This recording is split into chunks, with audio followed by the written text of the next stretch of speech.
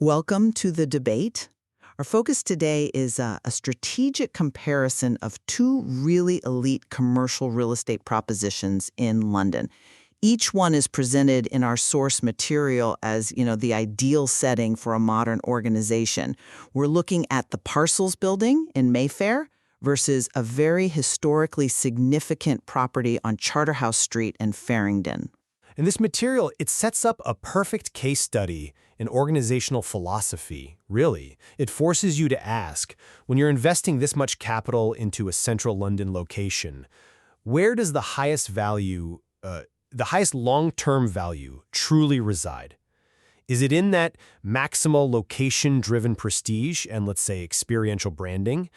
Or is it in something more tangible, optimized utility, architectural character, and, of course, cost efficiency? Exactly. So the core question is clear. Does superior value lie in the prime location and the high-end amenities of Mayfair? Or is it in the cost savings, the historical depth, and the strategic connectivity you get in Farringdon? I'm here to argue that the higher investment in Mayfair is entirely justified. Its value transcends mere function. It's an investment in brand equity. And I'll be arguing the opposing viewpoint. I believe the Farringdon property provides a demonstrably more rational and, frankly, a functionally superior value proposition. I mean, when we analyze the actual needs of a modern workforce against the huge cost difference and Farrington's superior connectivity, the utility-driven approach is simply the wiser long-term investment. Okay, let's establish the baseline then. The Parcels building in Mayfair, premium postcode W1U1BU, is priced at £1,200 per calendar month. Now, that price is a fee for immediate, unrivaled status. This building is right on the edge of Mayfair, moments from a very busy Oxford Street, and it's directly opposite the iconic Selfridges. This is a location that fundamentally changes how a company's perceived. The prestige here isn't a luxury, it's a strategic asset. Transport is efficient. Sure, Bond Street Tube is just a 1-minute walk. But more importantly, the building's design is all about projecting success. It's described as a contemporary, vivacious workspace. It's got a double-height event space, an interconnected southwest-facing terrace. I mean, the material says you can watch beautiful sunsets over the West End. The value here is in projecting sophistication and providing these amazing corporate experiences. Right, and I see why you'd emphasize the symbolic weight of W1U1BU, but status alone doesn't guarantee superior operational performance. I'm coming at it from a different angle, focused on financial rationality and, employee functionality.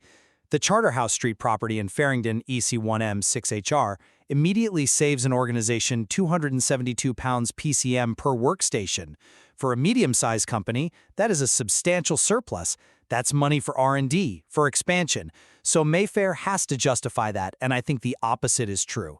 Farringdon offers superior long-term utility rooted in genuine architectural substance. I mean, its history. Built in 1871, originally a London joint stock bank, provides this inherent gravitas that Mayfair's 1950s origin, which has just been transformed, simply can't match. And its connectivity isn't just efficient, it's multimodal, it's resilient. A 2-minute walk to Farringdon Station gives you Crossrail and Thameslink, 4 minutes to Liverpool Street, 6 minutes to Bond Street and Blackfriars. That network optimizes commutes for everyone. And the internal features, kitchens, showers, lockers, bike storage, they prioritize staff welfare and productivity. It's a pragmatic investment that Mayfair seems to sideline for external display. Let's delve into this claim of Mayfair's modern sophistication, because I find it philosophically flawed. You're claiming sophistication based purely on location cachet. The building itself, as the material says, is a 1950 structure that has been transformed. Now that implies constraints, doesn't it? Lower ceiling heights, maybe more complex floor plates inherent to that kind of architecture. Does the veneer of modern transformation truly equate to the architectural depth of the 1871 Farringdon building? The Charterhouse property retains its grand period exterior, suggesting permanence, history. Its internal refurbishment, though, has delivered genuine, future-proof amenities like the new 5th-floor glazed roof lighting, maximizing natural light, providing views of St. Paul's Cathedral. Mayfair buys its status. Farringdon earns its sophistication. That's a compelling point on architectural depth. But I would frame the definition of sophistication differently, certainly in a 21st century business context. Modern sophistication prioritizes current relevancy and user experience over historical age. The Farringdon building's history is tied to the local meat trade at Smithfield Market. Now, while that's fascinating, that specific historical association, regardless of the refurbishment, might be a branding liability for, say, a global finance firm. Mayfair's transformation is strategic. It ensures a building that, while post-war, has been re-engineered for seamless contemporary use. It's a purposeful, contemporary, vivacious workspace. You're paying for a blank slate of prestigious perception, unburdened by these potentially dated historical echoes. And, a fully retrofitted 1950s structure often offers robust infrastructure that can handle modern high-density tech and server loads, potentially avoiding compromises you might find in a truly vintage 1871 construction. I'm not sure that's a given. Now, let's analyze the strategic assets where that price differential is genuinely earned. The experiential amenities. The double-height event space and that spectacular southwest-facing terrace in Mayfair are not just decorative. They're crucial components of a business development strategy. They function as high-impact marketing tools for corporate events, for product launches, for high-stakes client hospitality. These features actively drive external business visibility in a way that, frankly, bike storage cannot. These amenities speak to a desire to host, to be seen in the absolute best light. If your business model depends on perception, on high-value client acquisition, these features provide an ROI that utility features just can't touch. I'm sorry, but I just don't buy that. While the Mayfair amenities are high status, they are high cost, low utility assets in the context of daily organizational life. You're prioritizing these high-impact, occasional events over the daily welfare of the staff who generate the revenue. The Farringdon amenities address fundamental employee needs that directly affect retention and productivity. Showers, lockers, secure bike storage, and, critically, 24/7 access. These are features used every single day. And we also have to look at the cultural statement. The Charterhouse property has a playful, interconnecting slide between its dual-floor studio spaces. This is an explicit, physical commitment to a progressive, internal culture, probably targeting creative or tech talent. This focus on employee delight and well-being provides a retention advantage that is arguably far more valuable in today's labor market than a terrace for client cocktails. Mayfair's features are high-cost, external-facing tools. Farringdon's are continuous, utility-driven investments in the company's human capital. That's an interesting analysis of the slide. But let's be realistic. Top talent expects not just functional amenities, but a high-status, high-design environment. The Mayfair address itself is a core amenity for recruitment. It signifies success. When recruiting a C-suite executive or pitching to a VC firm, that W1U1BU postcode is a silent partner in the room. And you dismiss the experiential features too quickly. The terrace, with those sunset views, it functions as a high-value internal perk for staff reward, an emotional dividend, while also serving as a powerful hosting tool. You gain both internal reward and external branding from the same investment. We're optimizing for peak branding moments, which often dictate market valuation. We are circling back to the financial core of this debate: connectivity and price. You really need to provide a quantitative argument for that £272 per month premium. Let's look at the connectivity gap. Mayfair has the Bond Street Tube, 1 minute away, singular connectivity. Farringdon offers superior operational resilience. Its proximity to Farringdon Station means access to the Elizabeth Line, the Metropolitan Circle, and Hammersmith and City lines, plus Thameslink. This gives workers unmatched flexibility and, reduced risk during transport disruptions. So given the sheer excellence of Farringdon's multi-hub transport links and its proximity to an area the material calls awash with eateries, suggesting functional everyday options, the financial case for the prestige of W1U1BU is severely weakened. Why pay at 29% premium for less functional transit and a location where local dining options are mostly high-cost luxury restaurants? Because the premium isn't for transit efficiency. It's for strategic location scarcity and symbolic value. These are non-transferable commodities. If a company operates in the highest tier of finance or luxury goods, the Farringdon address, while excellent, simply does not carry the same instantaneous global recognition of status as a Mayfair postcode does. The higher price acts as a filter and a statement.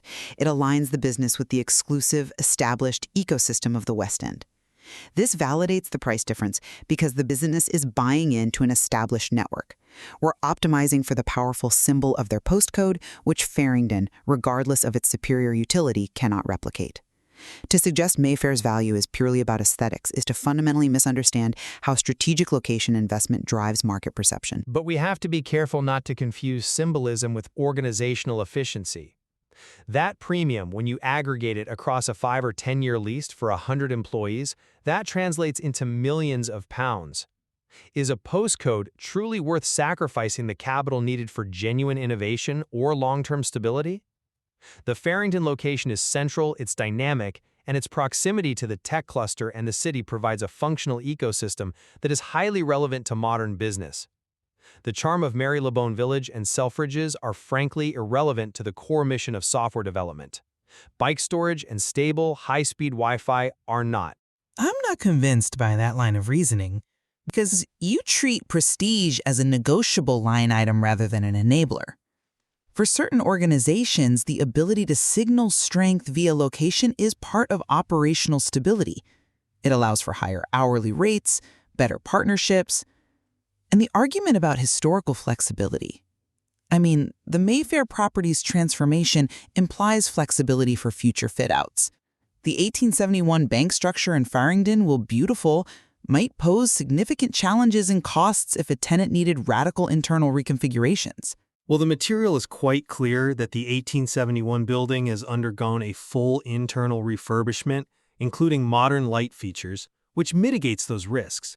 In fact, its retention of the historical facade, paired with modern interiors, speaks to a level of engineering sophistication that's arguably harder to achieve than simply cladding a 1950s frame.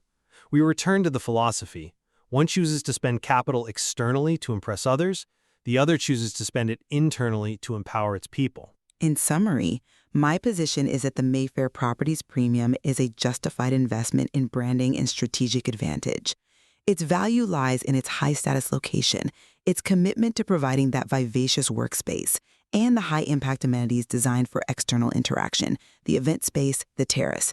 This is sophistication defined by visibility and experience. And conversely, I maintain that the Farringdon property presents a stronger overall value proposition, driven by superior utility and fiscal prudence. It blends historical gravitas with critical modern functionality. The showers, the slide, the light-filled spaces, and critically, resilient multi-hub connectivity. It defines sophistication through functional excellence and architectural depth, all while delivering substantial operational savings. Ultimately, this comparison reveals that two valid, robust approaches exist to maximizing organizational value in London real estate. The choice is a reflection of capital priority. Exactly. The decision really hinges on whether an organization sees its office as a symbol for external projection, justifying the cost of prestige, or as a tool for internal efficiency and employee retention, emphasizing utility and character. Both properties, in their own unique ways, represent a modern and sophisticated setting, based entirely on the strategic imperatives of the business that will occupy them. This material gives us much to consider about the future balance between image and infrastructure.